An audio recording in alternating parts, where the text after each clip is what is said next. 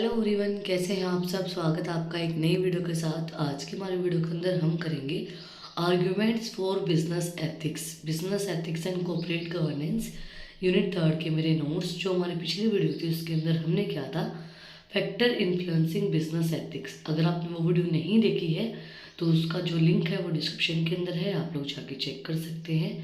और अगर आप चैनल पे नए हैं तो सबसे पहले चैनल को जाके सब्सक्राइब करें, बेल आइकन प्रेस करें फॉर न्यू अपडेट्स। तो हम स्टार्ट करते हैं arguments for business ethics.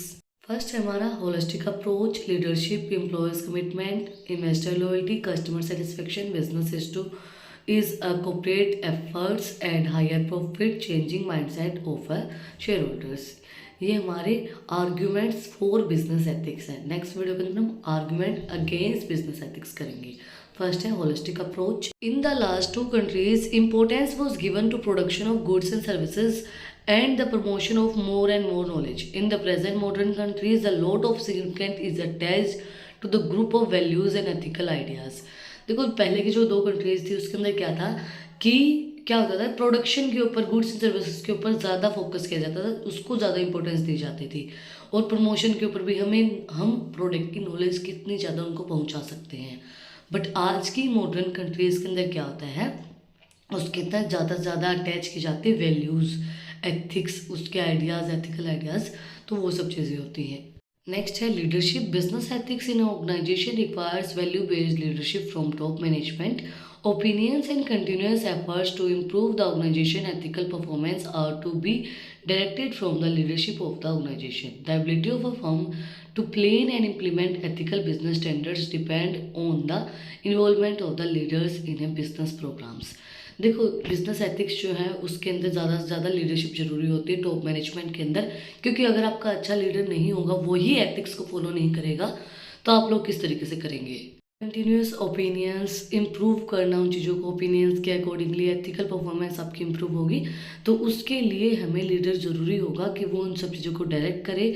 Ability होनी चाहिए इम्प्लीमेंट करने के लिए, जो भी हमारे बिजनेस एथिकल प्लान्स होते हैं वो सब लीडर के करते हैं। नेक्स्ट है employees commitment. Ethics clearly contribute to the growth of the employees commitment since the employees spends a considerable amount of time at work, and ethical commitment to the organization improve the loyalty to the organization.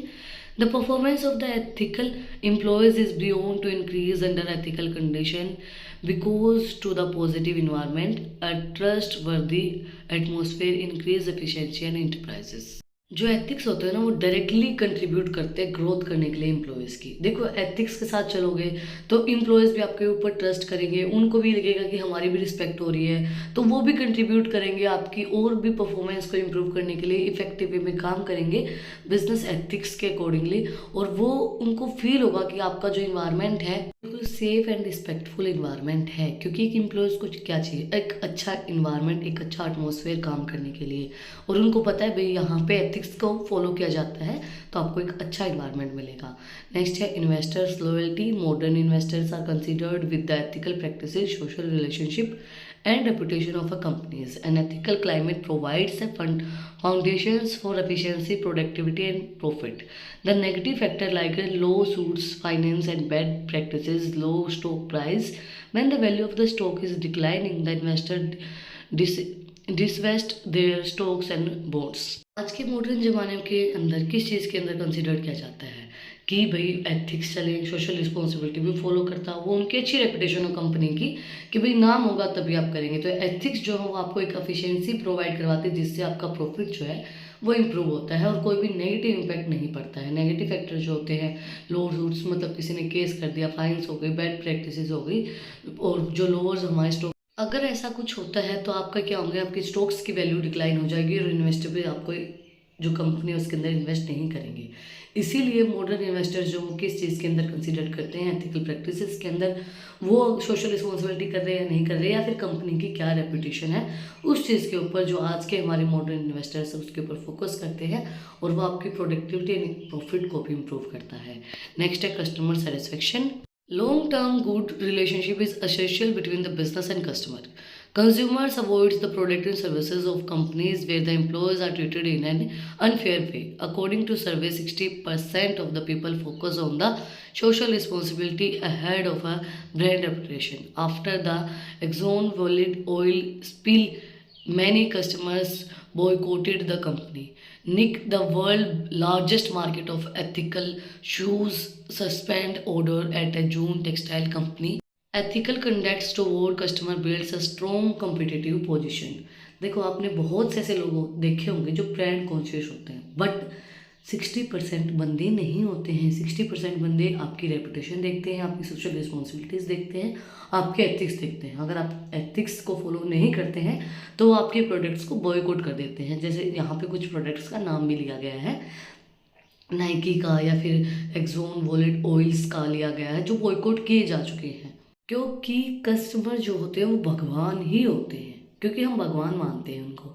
तो अगर उनके साथ ethics को follow नहीं किया जाएगा तो वो कुछ लोग उनको फिर बॉयकॉट कर देंगे, तो फिर वो चीज़ें चलती नहीं हैं। तो उसके अंदर हमें एथिक्स को फॉलो करना चाहिए, कस्टमर सेटिस्फाई आपके होने चाहिए। नेक्स्ट है business is a cooperate efforts. Since business is a cooperate activity, it requires ethics and good practices in a cooperative process. There are the many stakeholders like investors, suppliers, customers, and government. Some ethical standards are necessary for the solidity of a business and its operations. Lack of cooperation is often due to the fall in ethical value and practices. Business को चलाने के लिए आपको cooperation चाहिए, आपके employees का भी, management का भी, लीडर्स का भी, हर एक चीज़ का, कस्टमर्स का भी, क्योंकि तभी आपका बिजनेस अच्छे से चल पाएगा। कोऑपरेट एक्टिविटी होती है ये। एथिक्स और गुड प्रैक्टिसेस अगर आप करेंगे, क्योंकि देखो जो आपकी प्रोसेस है इसके अंदर शेयर होल्डर भी आते हैं, इन्वेस्टर्स भी आते हैं, सप्लायर भी आते हैं, कस्टमर भी आते हैं, गवर्नमेंट भी आते हैं। तो आपको एथिकल स्टैंडर्ड्स को फॉलो करना पड़ेगा। अगर नहीं करोगे तो फिर आपके कोऑपरेशन नहीं होगा आपका किसी चीज़ के अंदर, तो आपका बिजनेस भी रन नहीं कर पाएगा, आपके एथिकल वैल्यूज़ प्रैक्टिसेस डाउन चले जाएंगे। नेक्स्ट है higher profit. Since all the shareholders can get good benefits from the comprehensive ethical practices, there is a best scope of higher and consistent profits in the long run. Ethical practices increase the size of profit.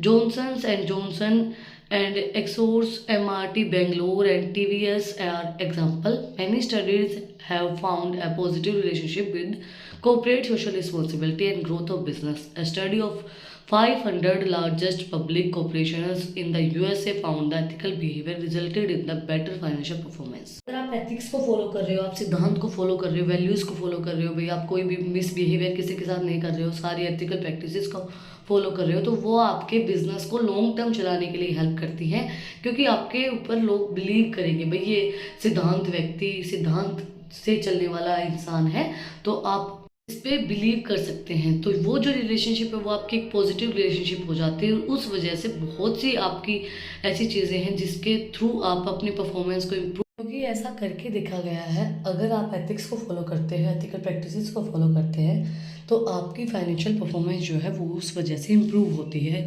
आपका profit improve होता है। Next है changing mindset of stakeholder. Stakeholders apply their values and standards such as ideal working conditions, consumer rights, environmental issues and customer care.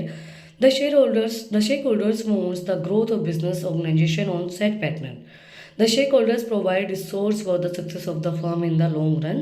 The stakeholders supply some useful information and knowledge in their respective areas to the organization. Stakeholders जो हैं वो एक अच्छी working condition को set करते हैं employees के लिए, कस्टमर्स के लिए एक अच्छा इन्वायरमेंट सेट करते हैं, क्योंकि वो आपके बताते हैं कि आपकी बिज़नेस ग्रोथ किस तरीके से होगी, ऑर्गेनाइजेशन का ग्रोथ किस तरीके से होगा, उस पैटर्न को वो सेट करते हैं। वो एक ऑर्गेनाइजेशन को लंबे समय तक चलने के लिए पूरे आइडियाज़ देते हैं, ग्रोथ करते हैं, रिसोर्सेज प्रोवाइड करवाते हैं। शेक होल्डर्स जो हैं वो बहुत यूज़फुल इन्फॉर्मेशन प्रोवाइड करवाते हैं अपने जो एरियाज़ होते हैं उनके अंदर, जिससे आपकी जो रेपुटेशन है, जो एक शेक होल्डर्स आपके कस्टमर्स का जो माइंड सेट है उसको चेंज कर सकते हैं, एक अच्छी इमेज बना के कस्टमर्स के माइंड के अंदर। इसी के साथ जो आज का हमारा टॉपिक है आर्ग्यूमेंट्स फॉर बिजनेस एथिक्स, वो कंप्लीट हो गया है। नेक्स्ट वीडियो के अंदर हम करेंगे आर्ग्यूमेंट्स अगेंस्ट बिजनेस एथिक्स। अगर आपको आज की वीडियो पसंद आई तो आप लोग को बताइए क्या करना है, कमेंट सेक्शन में मुझे बताना है कि आपको वीडियो कैसे लगी। कोई भी डाउट है तो वो भी आप लोग कमेंट सेक्शन में मुझसे पूछ सकते हैं। और अगर आपको इन टॉपिक्स की PDF चाहिए तो टेलीग्राम चैनल का लिंक भी डिस्क्रिप्शन में है, वहाँ पे जाके आप मुझे फॉलो कर सकते हैं। और भी इंटरेस्टिंग रील्स को देखने के लिए इंस्टाग्राम चैनल का लिंक भी डिस्क्रिप्शन में है, वहाँ पे जाके आप मुझे फॉलो कर सकते हैं। फिर मिलते हैं एक नई वीडियो के साथ, एक नए टॉपिक के साथ। Like share and subscribe. Thank you for watching my video.